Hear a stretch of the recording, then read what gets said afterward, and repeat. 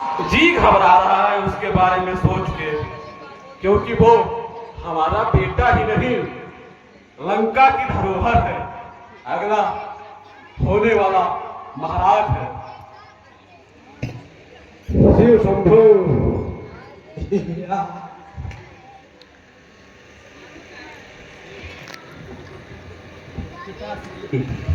ले आया उस वानर को मैं आपके सामने। उसको वहीं खड़ा कर दो। आओ बेटे, यश बाढ़े तेरा इसी तरह शिव शंकर के प्रताप से। आसन ग्रहण करो।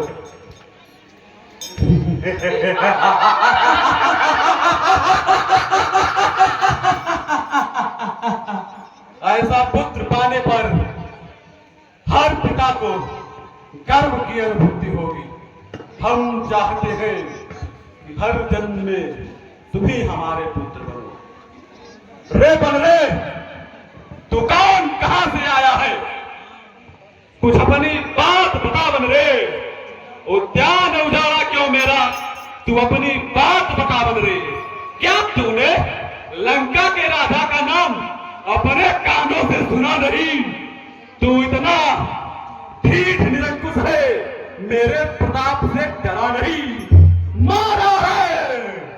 अक्सर मेरा तो क्यों न तेरा संहार करूं।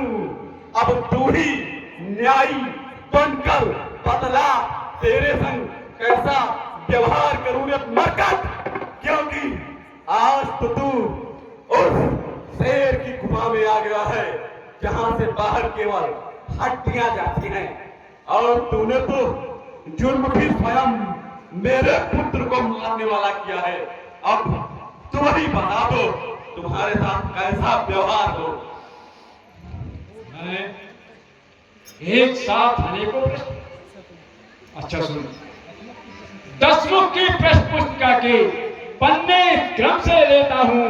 पहले जो पूछा सर्वप्रथम उसका ही उत्तर देता हूं।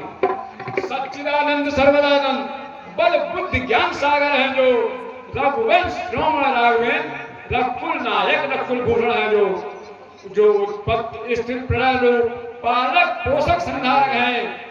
इच्छा पर जिनकी विधि हरि हरि संसार कार्य प्रचारक है। जो 10 मुख अजर, जो दशरथ अजर बिहारी है, कहलाते रघुकुल भूषण है। दीजी दी जिन पे सुपड़ का, हारे जिनसे खरदूषण है। फिर और ध्यान दे लो, जिनकी सीता तुम हर लाए हो, मैं उन्हीं राम का सेवक हूं जिनसे तुम बैर बढ़ाए हो। अब सुनिए लंका आया था माता का पता लगाने को, इतने में भूख लगी ऐसी हो गया विवश फल खाने को। तुमने मेरी पहुने की निश्चर कुल में है अभावया, फल खाकर वृक्ष तोड़ता है तो बानर का तो स्वभाव है। जब भगवान जीव लेते हैं तब भक्त प्रसादी पाते हैं, इस कारण भोजन से पहले निज प्रभु को भोग लगाते हैं। मैंने भी श्री राम का उन वृक्षों के फल खाए हैं, तुम उस प्रसाद के पात्र थे, इस कारण तोड़ गिराए हैं।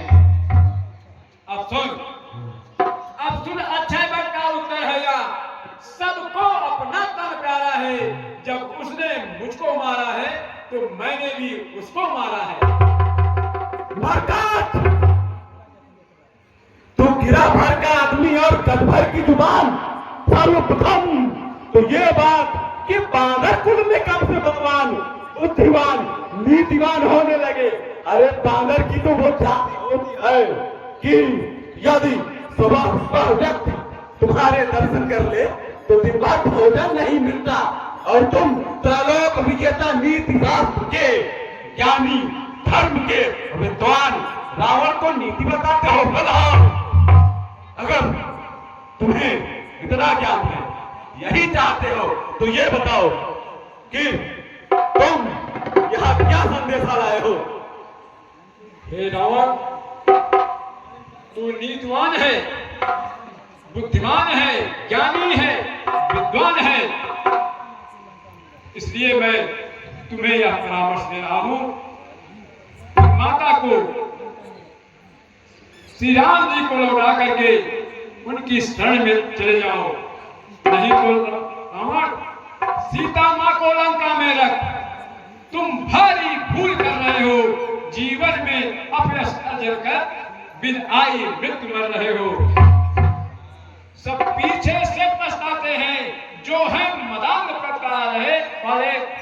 सन्निकट आ रहा प्रलय काल सोते हैं क्यों लंका वाले। है यही उचित सत्ता छोड़ लौटाओ सीता माता को। श्री कौशलेंद्र की छाया में फैलाओ राज प्रतिष्ठा को।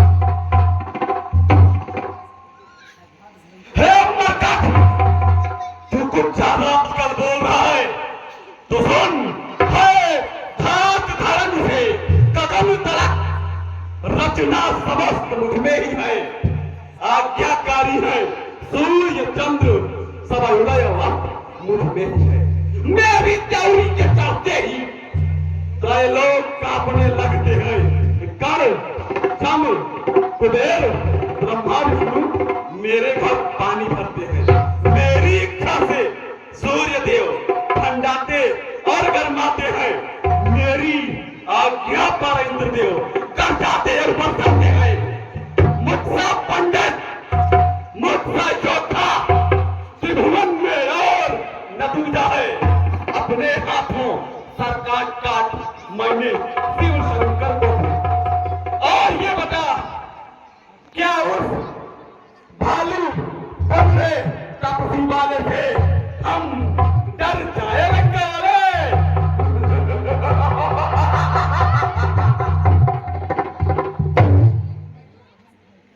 रावण तू निश्चित रूप से बुद्धिमान है, बलवान है, लेकिन इसका तुझे अहंकार है।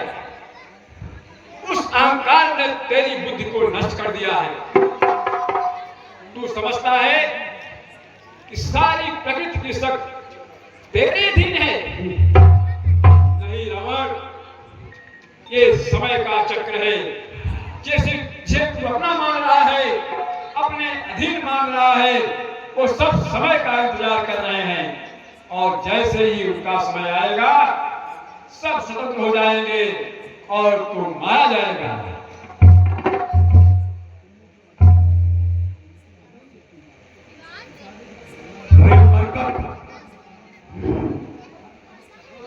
रे पनरे तुम मुझे पहचान नहीं पाया।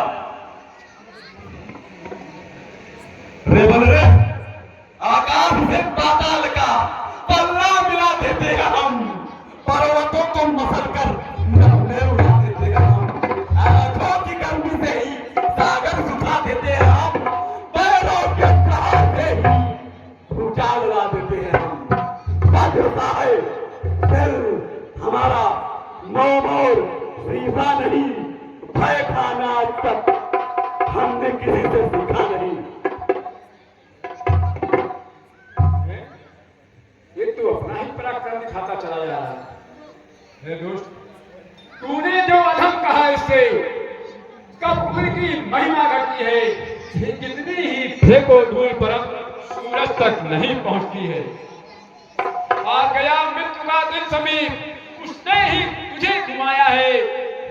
तब मुट्ठी बांधे आया था, अब हाथ पसारे जाएगा। श्री रामचंद्र का दास बना तो देव बटूटी निकलेगी, अन्यथा मरेगा जब मदान मक्खियां लाश पर भिड़ेगी।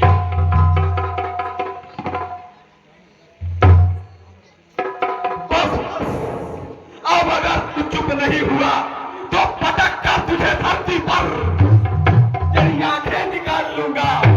जो चलती है तेरी भर जीभ वो तेरी जीभ निकाल लूंगा।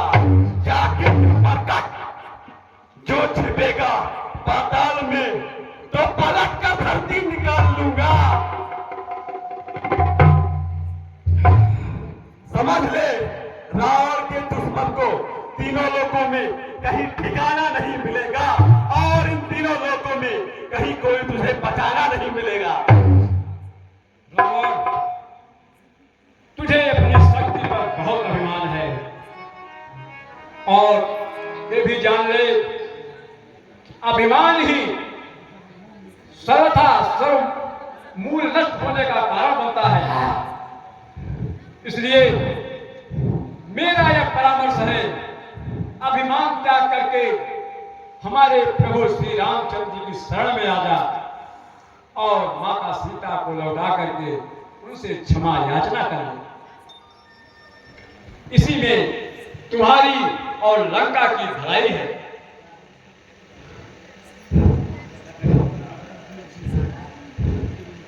जो बक बक अब तू ज्यादा करेगा तो तेरी जीभ निकाल लूंगा, पटक कर धरती पर तेरी मैं जान निकाल लूंगा। बंदरे, इसलिए अब अपनी जुबान को विराम दे, क्योंकि कौन सा तेरा स्वामी? अरे मरकट, जिसे तू अपना राम कहकर स्वामी मानता है वो मेरा दासों के भी दास है। जिसे मूर्ख तू भगवान मानता है, अरे तेरा स्वामी तो भिखमंगा है। ऐसों के दूत नहीं होते जिसका स्वामी खुद भिखमंगा है। अगर कोई राजा दूत भेजता तो आदर देता आसन। ऐसों के दूत नहीं होते, ना सिखा मुझको अनुशासन। राज्यसभा के सचिवारों, बादर सचमुच उन्मादी है। सीधा साधा सा लगता है, किंतु ये बड़ा विवादी है। निश्चय ही बल का फूला है उन दोनों तपस्वी बच्चों के। इसका सर अभी काट डालो मेरी आंखों के सामने ही। ठहरो, ये तुम सब क्या कर रहे हो? राधा श्री, क्या आपको ज्ञात नहीं है कि दूत को नहीं मारा जाता है? इनको कोई और दंड दे दीजिए। विभीषण, तुम कभी कभी हमें ऐसे प्रतीत होते हो कि तुम खाते हमारा हो, कहते हमारे राज्य में हो और बातें दुश्मन की तरफ से करते हो। तुम्हारे विचारों से हमें संदेह होता है, परंतु जो पूछ उठा कपि ने उद्यान उजाड़ा है सारा। अतएव निपुंसा करो इसे, यह आदेश हमारा है। घी और तेल में वक्त भिगो, इसकी पूंछ पर बधवाओ, फिर प्रचंड अग्नि प्रज्वलित कर इसकी पूंछ पर लगवाओ। जब ये जली हुई पूंछ से मरकट अपने स्वामी के पास जाएगा तो भड़काकर उन बच्चों को जल्दी लड़ने को लाएगा। अतः ये हमारा आदेश है कि इस मरकट की पूंछ में आग लगा दिया जाए, क्योंकि बानर के लिए उसकी पूंछ ही उसकी हया होती है। और जिस दिन इसकी पूंछ जलेगी तब ये अपने स्वामी को उन दोनों तथा कथित भिखमंगे बच्चों को भड़काएगा और जल्दी लड़ने को लाएगा, क्योंकि जब तक वह देही तो ये उम्मीद है कि उसके राम और लक्ष्मण जिंदा है। शायद वो हमारी नहीं हो सकती, परंतु महादेव की सौगंध, जो चीज हमें पसंद आ गई उस पे सिर्फ हमारा हक है, हमारा।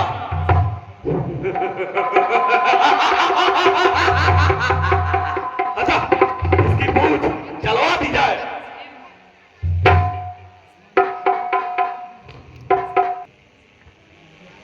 तुम मुझे अपराध से अधिक दंड दे रहे हो। तू ब्राह्मण है, नीतिवान है, विचारवान है। थोड़ा सा विचार कर, क्या दूत को दंड देना अच्छी बात है?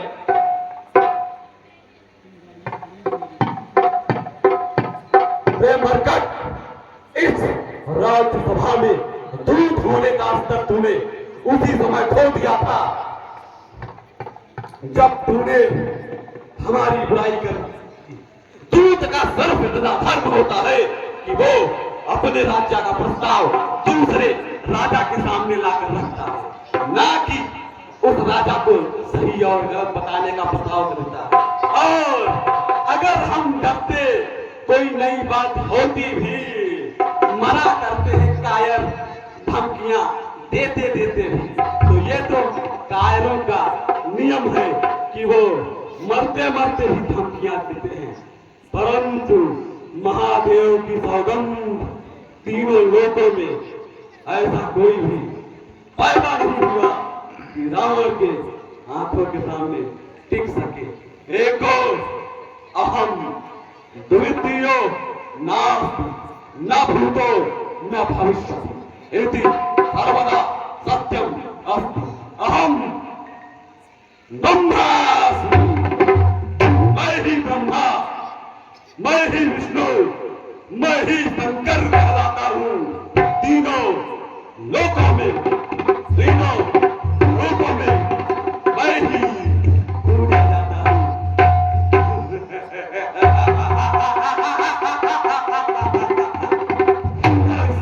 में आग लगा दी जाए इनको। हम भी देखें तेरा राम क्या कर लेता है।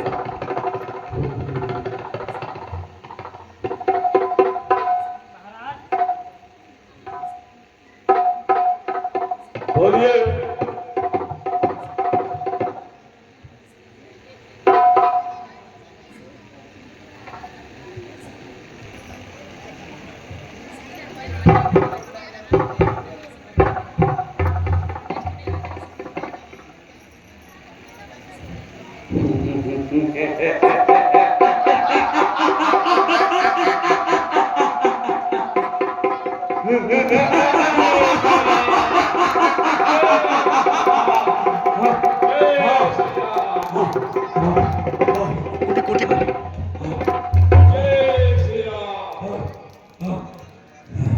बचाओ बचाओ, लंका में आग लग गई है।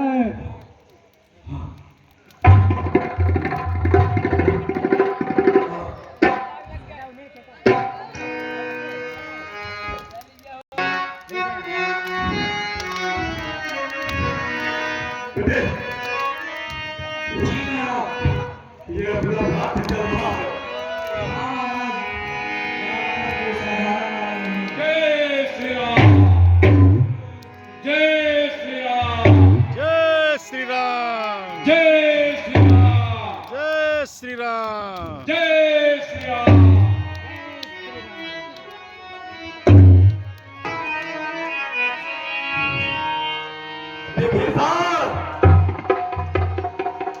ये पूंछ में आग लगाने का प्रस्ताव तुम्हारा ही था। आज तेरी जुबान में बदनाम मैं हो गया। मर्दों के इस खानदान में तू कायर कहां से हो गया? दादाश्री, मैं तो सच ही कहा था, दूध को मारना गुनाह होता है। अब चुप हो जा विभीषण, तुम अनुचित है दंड सह उदर को। कोई और कहता यह बात अगर तो काट देता अभी सबको। तू घर वाला होकर के घर वालों की आबरू उड़ा रहा, आबरू छत्र सिंहासन की तू मिट्टी में मिला रहा। अब अपना ये नीति का ज्ञान क्या उन तपसी बच्चों को ही सुना, जा उन बच्चों से मिल जा मूर्ख को। क्योंकि अगर तू मेरे सामने रहा तो वो मेरी जलती हुई लंका मुझे दिखती रहेगी। और महादेव की सौगंध, किसी दिन यह हो सकता है कि हम अपना आपा खो दे और तुम्हारा गला काट दे। भाई चले जाओ, चले जाओ। ऐसी आज्ञा दादाश्री, मुझे आज्ञा दे जाने की।